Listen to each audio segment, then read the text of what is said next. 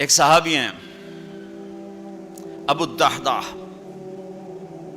ایک آیت اتری من ذا الذی یقرض اللہ قرضا حسنا یضاعف له اضعافا کثیرا، تو وہ ایک انصاری صحابی نے یہ آیت سنی، وہ بھاگے ابو الدحداح، ارے آج عجب آیت آئی ہے، کیا کہ اللہ کہہ رہا کوئی ہے مجھے قرضہ دے میں واپس کروں کئی گناہ کر کے. تو ابو الدحداح آئے دوڑے یا رسول اللہ کیا اللہ نے یہ کہا ہے کہ مجھے قرضہ دو میں واپس کروں؟ کہا یا رسول اللہ اللہ کو کیا ضرورت قرضہ مانگنے کی، کہ اللہ چاہتا ہے کہ اس کے بدلے اللہ تمہیں جنت دے. کہا اچھا اگر میں اللہ کے نام پہ دوں تو آپ وعدہ کرتے ہیں میری جنت کا؟ ہاں وعدہ.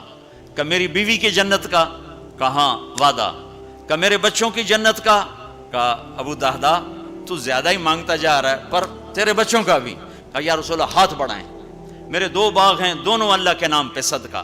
ہم کہا نہیں ایک دے دو، ایک رکھ لو، ایک بچوں کے لیے رکھو، ایک اللہ کے نام پہ دو. کہا اچھا پھر میرا وہ باغ جس میں 600 کھجوریں ہیں وہ میں نے اللہ کو دے دیا. ہم کہا ٹھیک ہے جا تو تیرے بچے تیری بیوی جاؤ جنت. انہوں نے وہاں سے دوڑ لگائی اور باغ میں نہیں گئے، باہر کھڑے ہو گئے کہ کہیں اندر جا کے نیت نہ بدل جائے. جیسے یعنی لوگ سودے سے پھرتے ہیں، دوڑم سارے لٹو بنے ہوئے ہیں، 4 پیسے اوپر گیا سودے سے پھر گئے، 4 پیسے نیچے گیا سودے سے پھر گئے، جیسے ایمان اور زبان کا بول کوئی چیز ہی نہیں.